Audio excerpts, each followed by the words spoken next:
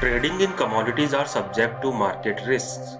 Please read disclaimer available on the screen carefully. Hi, good morning everyone.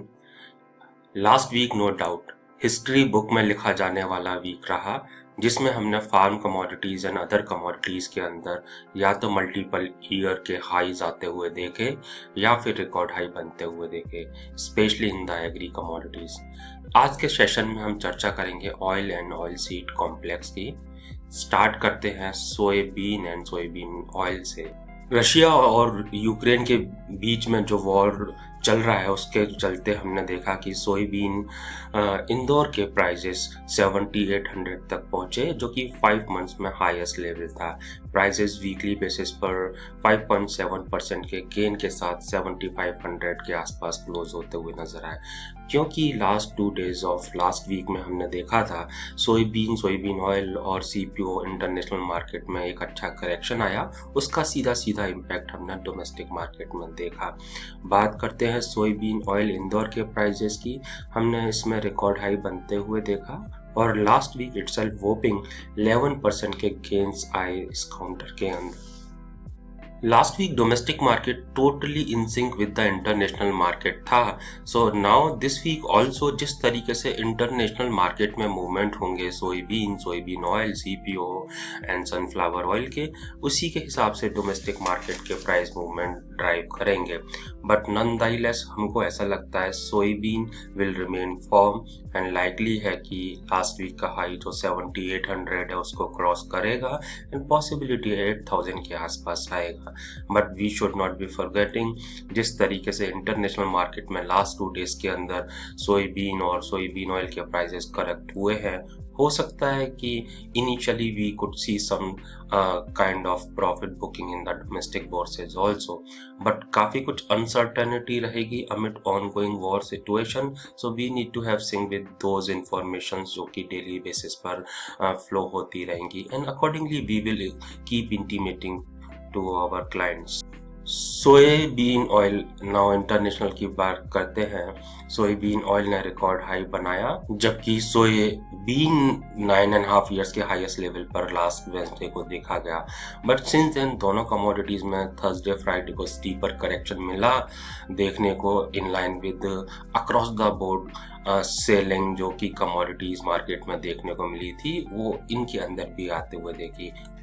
And soybean अपना जो 9.5 year के high था उससे करीबन 10% करेक्ट हुआ थर्सडे फ्राइडे के अंदर। इवन अगर सोयाबीन ऑयल सीबॉट की बात करते हैं तो वो भी 7.6% करेक्ट हुआ from its record high.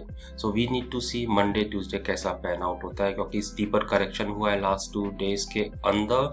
And अभी ये चीज़ क्लियर है, जो लास्ट वीक के हाई लगे हैं सोयाबीन सीबॉट में या सोयाबीन ऑयल सीबॉट में, वो अगर रिवाइज नहीं होते हैं तो अंडरटोन या तो साइडवेज रहेगा या पॉइज्ड रहेगा for a further correction in the short term.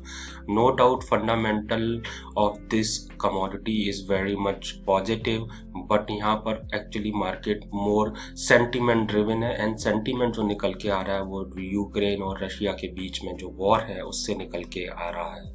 And जिस तरीके से सनफ्लावर ऑयल में तेजी देखने को मिल रही है उसका सीधा सीधा इम्पैक्ट हम आते हुए देखेंगे सोयाबीन ऑयल के प्राइसेस में भी।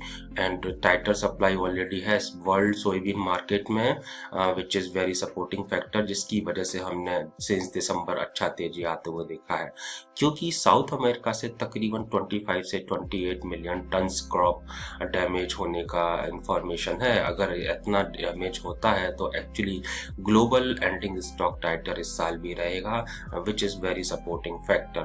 So once we through with this war between Russia and Ukraine, certainly market का once again जो focus है वो shift हो जाएगा fundamentals पर, and which is very positive as of now. अब नाउ बात करते हैं सनफ्लावर ऑयल की, क्योंकि ये एक ऐसी कमोडिटी है जिसकी वजह से ऑयल सेगमेंट के अंदर बॉइलिंग मूव देखने को मिला था। Russia and Ukraine together account for 59.5% of the global sunflower oil production and almost 78% they have share in the global exports. अगर सैंक्शन लगता है रशिया के ऊपर on commodities, certainly रशिया का जो एक्सपोर्ट शेयर है वर्ल्ड मार्केट के अंदर वो है 28.5%।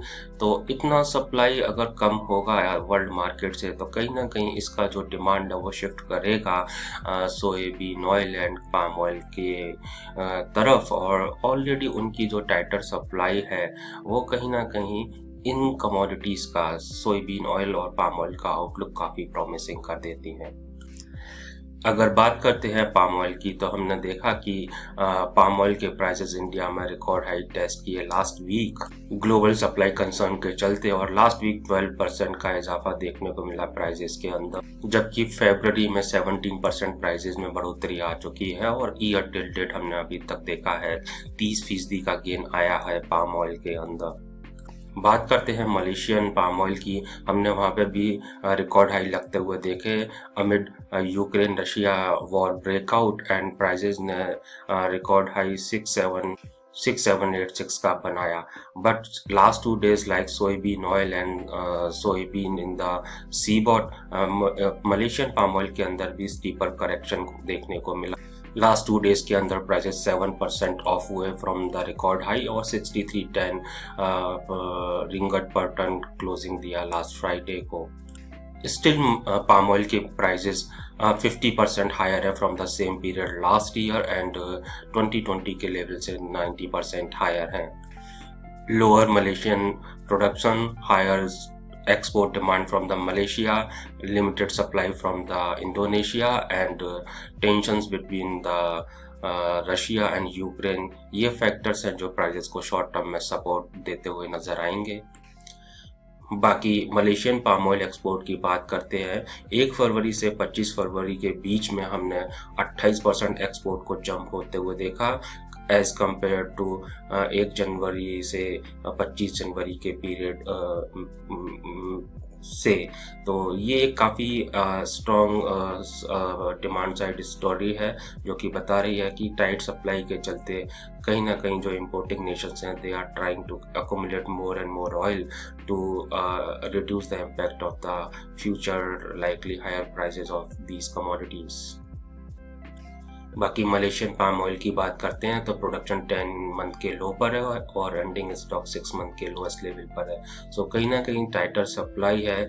इंडोनेशिया ने जिस तरीके से कंपलसरी किया डोमेस्टिक एक्सपोर्टर के लिए कि वाट एवर दे वुड एक्सपोर्ट उसका 20% उनको डोमेस्टिक मार्केट में स्पेसिफाइड प्राइस पर देना होगा, उससे सप्लाई रिस्ट्रिक्शंस ग्लोबल मार्केट में होगा। So these are the factors जो कि एक्चुअली पाम ऑयल को रिसेंटली गेन कराने में सपोर्ट किए हैं, क्योंकि दिसंबर मंथ में 4500 रिंगट पर टन का प्राइस था और सिंस देन हमने वोपिंग 40% का जंप आते हुए देखा है।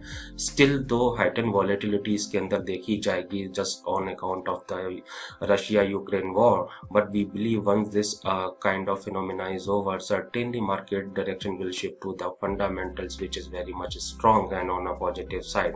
So we will see higher price on a medium-term basis, though in short term it is poised for heightened volatility, and we might be surprised like soybean oil and soybean CBOT. It could further slip in the days or two before finding any short-term bottom. This is it for the day. Thank you very much.